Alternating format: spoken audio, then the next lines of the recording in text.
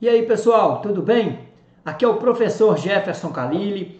Antes de começarmos a nossa aula, eu quero pedir a vocês para se inscreverem no nosso canal do YouTube, ativem o sininho da notificação, curta o nosso vídeo, né? Dê o like aí. Se gostou do vídeo, compartilhe com seus amigos que estão estudando para a prova da OAB, que estão na faculdade de Direito ou mesmo estejam estudando para concurso público, ok? Também não me deixem de seguir lá no Instagram, é prof_Jefferson Khalili. Ok, pessoal? Muito obrigado e vamos nessa. Segundo pedido é pedir absolvição sumária. Este pedido, ele terá como a fundamentação o artigo 415 do CPP e será deferido quando presentes as seguintes hipóteses. Primeira, quando se prova a inexistência do fato, ou seja, no caso do goleiro Bruno, pode-se pedir absolvição sumária pelo fato não ter existido, ou seja, a Elisa Samúdio apareceu e isso antes do julgamento, claro, né? Depois do julgamento tem que entrar com um procedimento que chama revisão criminal. Antes do julgamento, a Elisa Samúdio apareceu e contou lá que ela não foi nem agredida, que ela só sumiu, que ela estava, sei lá, com depressão, sei lá, a pessoa sumiu e foi provado que aquele fato que ele está sendo acusado, daquele homicídio, nunca existiu. Então, você pode pedir a absolvição sumária. A absolvição sumária também, pelo fato de não ser ele o autor, né, ou partícipe do fato. Então, aquele caso que eu contei também do meu cliente lá, a gente pode pedir absolvição sumária também, por estar provado que ele não foi o autor do fato, ou seja, alguém chegou lá no processo e disse, não foi ele, foi o Zé, não foi o João, foi o José. Então, né, o que praticou o fato. Então, foi provado que ele não foi o autor ou partícipe desse fato. Você pode pedir absolvição sumária. Também o fato não constituir infração penal. Como assim, professor? Como é que o promotor vai denunciar como assim, pelo fato de não, aquele fato ali não é infração penal? Pode ser que o promotor denuncie diante de um boletim de ocorrência, diante de uma situação, e esse fato que ele denunciou durante o curso do processo, foi provado ali que aquele fato que o Ministério Público descreveu está errado, não é crime. Então, o juiz pode impronunciar, né, esse réu, aliás, pode absolver, né, sumariamente esse réu. Beleza? Entendido até aí? Se tiverem dúvidas, me perguntem aqui, pessoal. Pode parar aí e me perguntar tranquilo. Pessoal, quando há também demonstrada causa de isenção de pena ou exclusão do crime. Isenção de pena é, por exemplo, o caso da mãe que atropela o filho ao sair da garagem e mata o filho. Então, né, o pai que, ao sair do carro, dá ré, mata o menino, o filho. Isso tem vários casos aí, a gente consegue... se você digitar no Google aí, tem até uma artista famosa, salvo engano, é Cristiane Torlone, que era da Globo, que aconteceu isso com ela. Isso é uma causa de isenção de pena. A dor que a pessoa sentiu pelo aquele fato que ela praticou é muito maior do que se aplicar uma pena. Então, o juiz pode absolver sumariamente por ser uma causa dessas de isenção de pena. Ou exclusão de crime, ou seja, esse fato estava tipificado no Código Penal, agora ele, durante o curso do processo, deixou de ser crime, ou seja, o crime foi excluído da nossa legislação, então isso é uma causa também de absolvição sumária. Entendidos até aí? Ficou claro aí, pessoal? As teses de absolvição sumária ou de pedido de impronúncia do réu no procedimento do júri.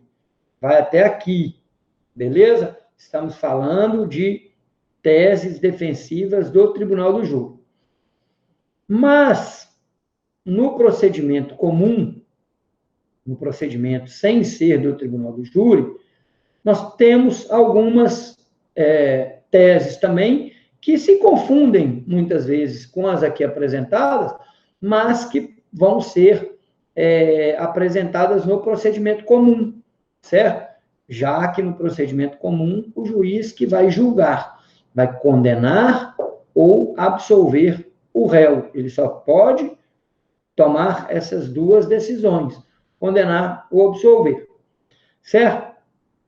Então, vamos começar a apresentação dessas teses. As principais teses defendidas em memoriais finais são, acabei de falar aqui que as teses confundem, né, com as dos slides passados. O artigo 386, 1 e 2 fala que estar provada a inexistência do fato ou não haver prova suficiente que o fato ocorreu. Pessoal, olha a diferença. Você vai arguir essa tese aqui de inexistência do fato ou não haver prova suficiente, só que nesse momento dessas alegações finais aqui, desses memoriais aqui, do processo do procedimento comum, não, né, do procedimento do júri, o juiz vai adotar na sentença dele o princípio do indúbio pro réu. Então, o juiz, na dúvida, ele vai absolver o réu, diferentemente do caso da sentença de pronúncia. Se ele tiver em dúvida, ele vai pronunciar e mandar o tribunal do júri se virar, ou seja, ele vai falar, esse problema não é meu, eu estou com dúvida, esse problema não é meu, vocês vão resolver. Pronto, manda para o tribunal do júri. No processo comum, o juiz teve dúvida, estou em dúvida, vou absolver o réu. Por isso, pessoal, que eu falo enquanto advogado que o nosso trabalho enquanto advogado se você não conseguir uma boa tese para pedir absolvição, uma segunda opção é tentar colocar, né, tentar plantar a semente da dúvida na cabeça do juiz. Você conseguiu plantar a semente da dúvida na cabeça do juiz, a chance de ser absolvido é muito grande.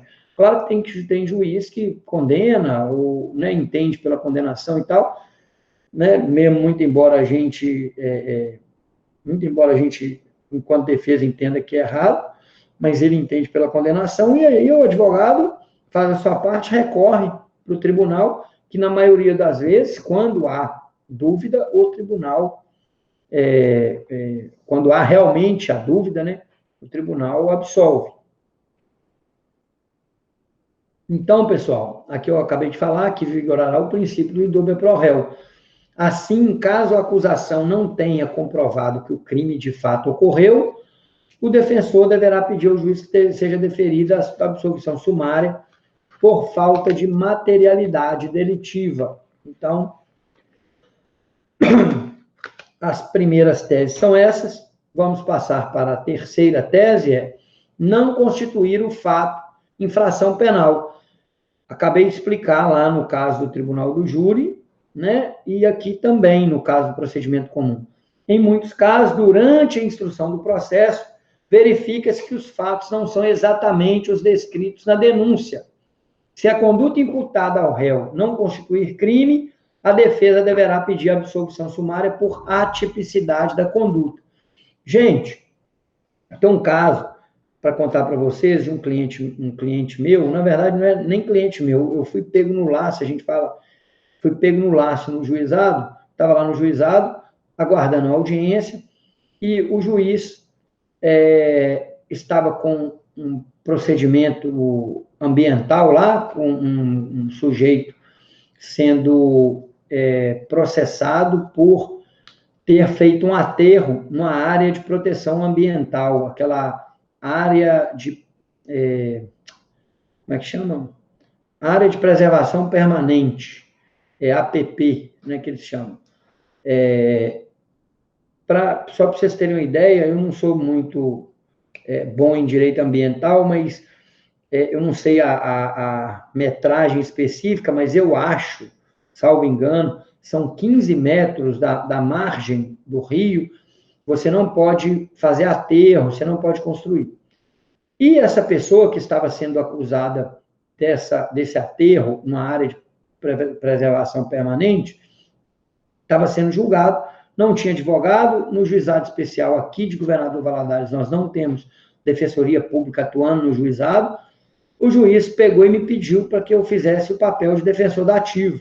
Aí eu fui fazer o papel de defensor dativo, acompanhando a audiência, e em certo momento, no depoimento, no interrogatório do meu cliente, o meu cliente chegou e falou, não, doutor, o juiz perguntou lá se se ele estava aterrando, ele falou que estava, e por que ele estava aterrando próximo ao córrego, na verdade não é rio, né, no lugar dele lá, era um córrego. Ele falou, não, mas perto da minha casa não tem córrego, tem alguma coisa errada, eu estou vendo o pessoal aí falar, mas tem alguma coisa errada, perto da minha casa não existe córrego. E aí o juiz, mas como assim? Não, eu estou fazendo um aterro lá, mas lá não tem córrego, lá não tem lagoa, atrás da minha casa é um matagal, não tem, é um pasto, não tem nada.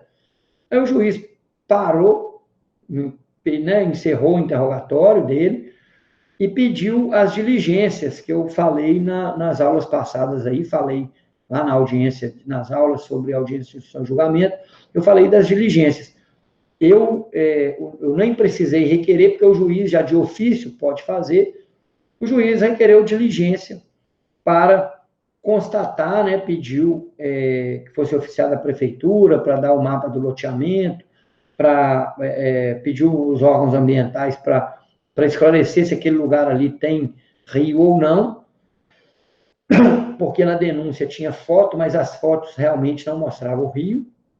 Então, ocorreu uma sucessão de erros. A denúncia foi feita por alguém que tinha um desafeto com esse sujeito lá que estava nessa audiência, que era o meu assistido lá na hora.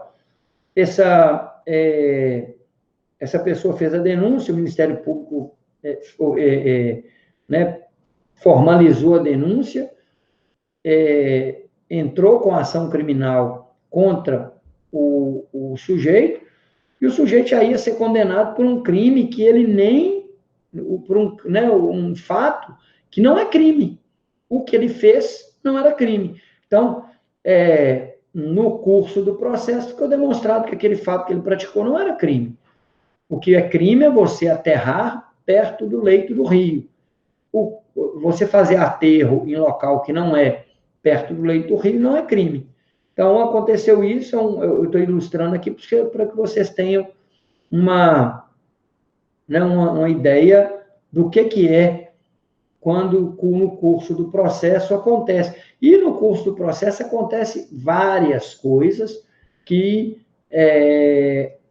a gente tem que ficar atento em todo momento, né, cuidar do processo com zelo para que o nosso cliente não seja prejudicado. Imagina, esse camarada ia ser julgado, ia ser condenado, mesmo que no juizado especial, pena baixa e tudo mais, mas ele ia ficar ele ia ter que cumprir uma pena, mesmo que seja mínima, mas ele não ia ser réu primário mais, né? Ele não ia ter a sua primariedade mais, ele ia ter uma condenação criminal, o que não é bom. Já no 386, 4 e 5, pessoal, fala de não existir prova que o réu concorreu para a ação penal ou estar provado que o mesmo não concorreu para o crime, né, com o crime.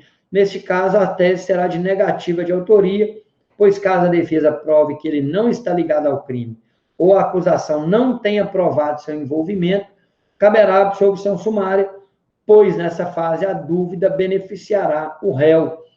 Esse 386, 4 e 5 é exatamente o que eu falei do meu cliente lá da chacina. Ele não pode ser, não existia prova cabal, prova que comprovasse realmente que ele concorreu para o crime. Então, nesse caso, estava no 3864 também, né? Não existia prova de que o réu concorreu para a ação penal. Por quê? A fofoca não é prova. A fofoca, o fulano conversou com Beltrano, e o Beltrano me contou que o João é o comandante. Não, isso é fofoca, isso não está provado nada. Cadê a prova? Fala, não, eu vi, eu sei por isso, por isso, por isso. Você tem que ter uma argumentação para se acusar, né? Então, você tem que ter. Então, 386, 4 e 5 é isso, né? Está provado que o mesmo não concorreu para o crime. O 3865 comprovou-se no curso da ação penal de que o João não era mesmo o autor do crime. Então, conseguiu provar. Como? Um álibi do João? Não, o João estava nos Estados Unidos nessa época. Na época do homicídio, o João nem aqui estava. Ele não praticou o crime. Na verdade, para ser mandante, você pode, mas se ele foi o executor na data e foi comprovado que ele estava com passagem aérea, passaporte carimbado e tudo mais nos Estados Unidos, por exemplo, existe uma prova cabal de que ele não estava no local, ele tinha um álibi, falando, não, nesse dia, tal hora, eu estava em tal lugar, pronto, certo? 3866 as circunstâncias que excluam, né, o réu do crime ou isentem de pena. Aquelas hipóteses lá de caso de legítima defesa, estrito cumprimento do dever legal, estado de necessidade, imputabilidade, crime impossível, dentre outros. Ok? Essas teses aí são as teses previstas no 3866. 3867, ele é um inciso genérico. Quando nenhum dos outros 6 anteriores aqui que nós acabamos de falar se encaixar perfeitamente, você pode usar o 3867, falando que não existe prova suficiente para a condenação. Aqui eu falo que é um inciso genérico, que deverá ser usado quando não houver outro mais adequado.